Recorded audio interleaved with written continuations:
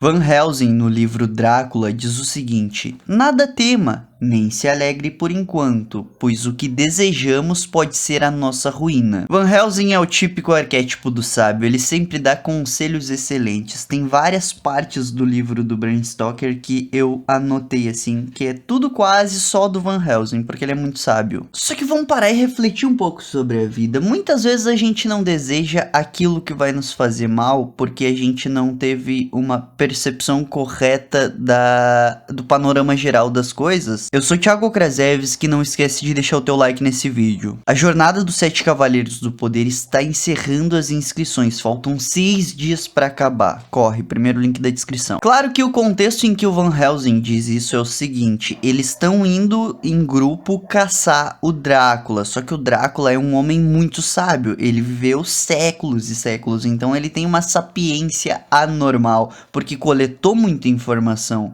Logo, existia a possibilidade deles se ferrarem caçando o Drácula. Eles podiam apanhar uma tunda feia e até acabar mortos. Só que nesse momento tava todo mundo muito eufórico, muito assim, vamos caçar e vamos aniquilar esse Drácula. E aí vem o Van Helsing e adverte: calma aí, sem alegria, mas sem medo, vamos lá, porque pode dar tudo errado também. Então o que a gente tira de conclusão aqui? Primeiro, a gente não deve tomar decisões definitivas muito rápido. Nós devemos sempre ponderar sobre o que a gente quer realmente lá no âmago do nosso ser, e aí sim fazer a projeção a partir disso, e não a partir da nossa emoção, que é mais superficial. Eu estou muito feliz, logo eu vou fazer um investimento. Epa, se o meu desejo é não perder dinheiro, eu tenho que olhar para as probabilidades, estudar aquela empresa a fundo mesmo, ver quem são os gerenciadores dela, etc, para então colocar o dinheiro. Eu gosto muito de uma mulher e ela é muito linda e a gente já ficou e já saiu, vou pedir ela em namoro. Epa,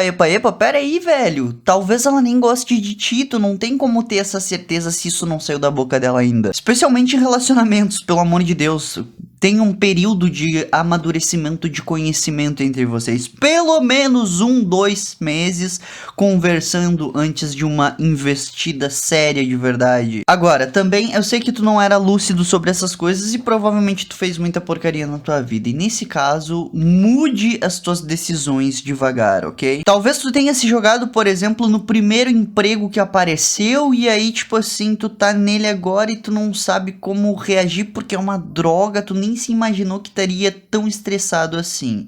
Nesse caso, vá fazer um curso sobre uma habilidade específica que tu tem alguma afinidade e vá começar a trabalhar devagarosamente em outra área, em vez de só se demitir e jogar tudo pro alto, porque senão tu pode passar fome, né? Ou vamos supor que tu tava muito eufórico e investiu grana em uma empresa, e agora, para tirar essa grana, existe uma cobrança adicional por contrato e cláusulas e etc. Vai estudar outras empresas, vai aplicar o teu dinheiro em outras empresas por enquanto não é seguro tirar a tua grana dessa empresa aí. E o principal, eu acho, de tudo, não seja muito apegado com as coisas da vida, porque as coisas da vida, tudo vai ruir. Ai, o meu grande diploma da faculdade tá numa parede, foda-se. Se tu não tiver uma obra legal, ninguém vai nem saber quem tu é daqui a 50 anos. Porque os meus livros, a minha biblioteca, se acaso cair uma faísquinha, uma fagulha assim, ó, de fogo neles, queima tudo na hora, tá ligado? Eu estou com muito medo da vergonha que vou passar, porque eu não sei me apresentar em público. Daqui a 100 anos, ninguém que tá compartilhando o planeta comigo e contigo vai existir um mentecapto. Vá tomar uma atitude, principalmente no que tange a coisas que tu verdadeiramente quer, mas não faz por medo. Vá ter essa experiência, o teu corpo tá implorando pra ti, faça, por favor, eu quero sentir algo novo. E aí tu fica com esse medo de julgamento da sociedade, que é uma coisa besta. Vá fazer uma campanha política e tentar ser um vereador. Sei lá, cara, lança uma música, eu não sei quais são os teus desejos mais profundos, mas não deixa que o medo das pessoas te paralise. Eu fiquei postergando anos criar um canal no YouTube, tá? Tipo assim, desde os 17 eu fui criar aos 20 e poucos um canal no YouTube. O resumo da ópera é que foi a coisa coisa mais imbecil. Se eu soubesse, tinha começado aos 14 anos nessa parada, porque foi a partir daí que eu desenvolvi as habilidades para ser um bom youtuber. O processo é basicamente o seguinte: tu acha que tu vai iniciar e ser bom, mas tu só vai ser bom se tu iniciar e continuar. A primeira vez que tu tentar tocar piano vai ser horrível, tu não vai conseguir nem ter o tato necessário, a articulação dos dedos necessária, nada disso. Por quê? Porque tu não tem contato constante com o piano. Agora, depois de 2 anos tocando piano, aí os teus erros vão ter diminuído, tu já vai ter uma articulação, uma consciência sobre os teus dedos muito maior, tu vai conseguir captar as notas do piano, tu vai entender melhor, tu vai saber distinguir um som do outro, que pra mim talvez seja inaudível a diferença, mas tu, por tá aguçando a tua consciência naquele aparato de música, tu vai entender melhor. Então tudo que tu quiser fazer, mas tem medo das pessoas, só dane-se as pessoas, porque ninguém vai estar vivo daqui a 100 anos, velho. E também tenha em mente que a primeira vez que tu fizer algo, tu não precisa buscar a perfeição naquele algo, apenas fazer aquele algo. Tu acha que todos são comunicadores excelentes? Eu te faço um desafio: abra os primeiros vídeos do Whindersson Nunes. Vídeos péssimos, sem graça, o cara não sabia o que estava fazendo. E aí com o tempo ele se tornou incrível no que ele faz. Mas tudo isso demorou tempo, adquirindo as habilidades, articulando pensamentos, tendo a percepção: isso está certo, isso está errado, isso poderia ser melhor, isso tá muito ruim, tem que melhorar, aquilo talvez tem que baixar, etc, etc. Já na Bíblia diz o seguinte: eu saí nu do ventre da minha mãe e partirei deste mundo nu. Se tu olhar pra realidade mesmo assim, a gente não tem nada além do conhecimento das experiências e das emoções. E as emoções ainda tentam ferrar a gente, pra te ver o quão ruim é ser ser humano. E ainda tem mais uma coisa: tudo aquilo que tu gosta, em 1 ano pode ser a coisa que tu detesta. Tudo aquilo que tu ama, em 5 anos pode ser que tu odeie. E tudo aquilo que tu odeia, em 3 anos pode ser que tu ame aquilo. Porque o teu corpo tá constantemente mudando, as tuas células, cada célula do teu corpo se reorganiza a cada 10 anos, tu já não é nem mais do mesmo composto que era, tá? Quer dizer, os teus átomos continuam da mesma matéria, mas os teus átomos todos mudam e trocam, tipo, meio que tu troca de pele, vamos colocar nessas palavras. Só que essa mudança é tão gradual e insignificativa que tu quase não vê. Uma cobra, quando ela troca de pele, fica a pele dela lá e tipo, a gente consegue enxergar. Conosco, aquilo acontece só que em níveis muito pequenos e todos os dias, tá? Isso é só uma metáfora, tá? Pra te entender que tu muda, os teus desejos e sentimentos também mudam. Então não há por que ter medo de fazer aquelas coisas que tu sente vontade. O que acontece na maioria das vezes é que, sob a influência de uma emoção, a tua mente se estreita, como diz o Robert Greene, e aí tu não consegue pensar no panorama geral. Tu nem leva em consideração, por exemplo, que as pessoas que podem te criticar por tu fazer aquilo que tu quer fazer, nem estão construindo nada, são pessoas insignificantes, e que na verdade a maioria das pessoas bem-sucedidas de verdade tomaram a mesma posição que tu quer se envolver. E a partir dessa posição que essas pessoas tomaram, aí sim elas desenvolveram toda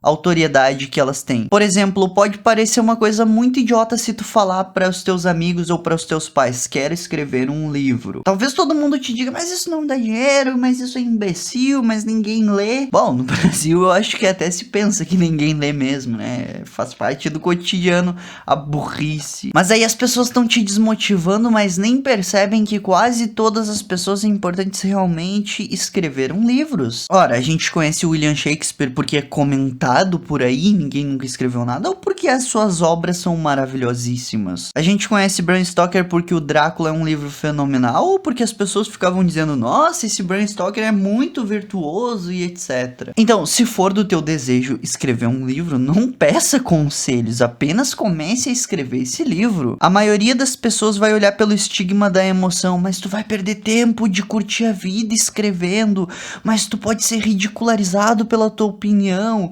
mas escrever não dá dinheiro. Elas ficam tão presas nisso que deixam de perceber a riqueza que pode ser gerada a partir daquilo que a gente gosta. Vou te dar um exemplo simples aqui, ó.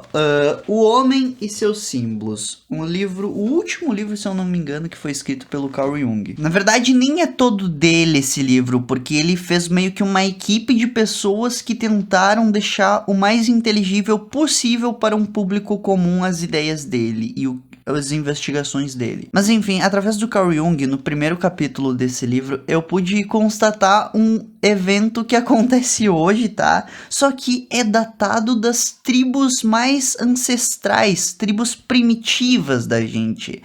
Essas tribos primitivas, elas tinham um conceito chamado alma do mato, onde há uma dissociação da tua consciência para um objeto. Por exemplo, se eu me identifico com árvores, as árvores me dão proteção. Se eu me identifico com jacarés, eu posso nadar tão bem quanto um jacaré e nadar no meio dos jacarés que eles não vão me atacar. Se eu me identifico com leões, eu posso chegar perto deles. Esse é um conceito primitivo, tá? De tribos, a alma do mato, como é traduzido o termo aqui. E dentro dessas tribos, as pessoas que pensam isso é uma grande ofensa para uma pessoa que, por exemplo, se identifica com vacas, que tu mate uma vaca. É uma grande ofensa para uma pessoa que se identifica com as árvores, que tu corte uma árvore. Não é exatamente isso que a gente vê por aí. Hoje, os militantes não é como se fosse uma grande alma do mato fora deles, em que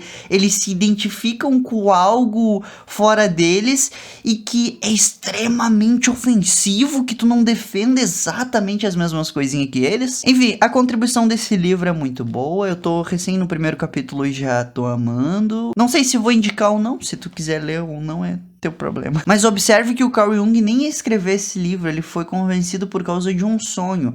A verdade é que ele não queria escrever para um público mais geral, só que aí ele teve um sonho que elucidou ele mais ou menos sobre isso e decidiu aceitar do editor a proposta de escrever esse livro mais simples. Agora, imagina se o Jung tivesse ido perguntar para os cientistas: não, tu acha que eu devo escrever algo por público geral? Os cientistas iam dizer: isso aí não vai te dar retorno, não vai te dar méritos, não vai te dar nada.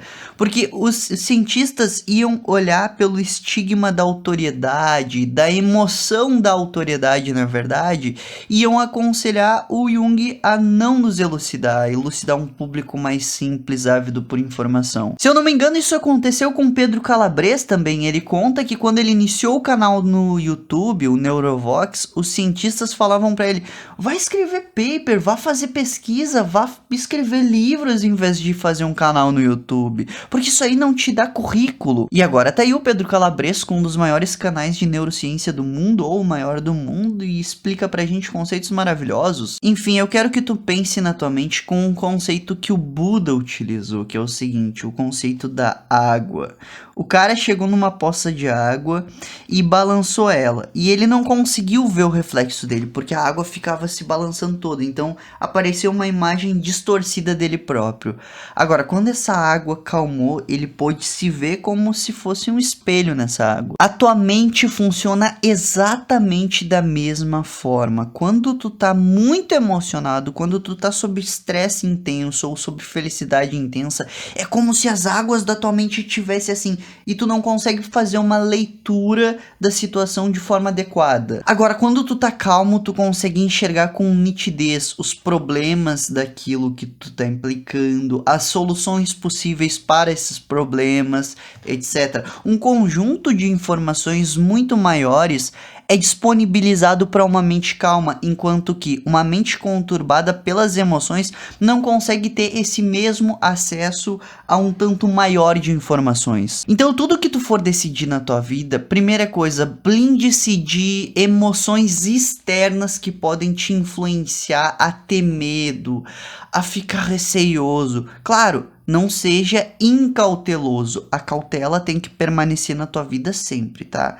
Só que existe mais erros por medo do que por cautela. Existe mais erros por imprudência do que por cautela. A cautela quase nunca te faz errar. Claro que o excesso de cautela pode te prejudicar. Só que ainda assim, o excesso de cautela vai te proporcionar muito mais vitórias do que o medo ou imprudência. Gostando desse vídeo, deixa nos comentários, Thiago conta comigo, e participe da jornada dos 7 Cavaleiros do Poder. Fui!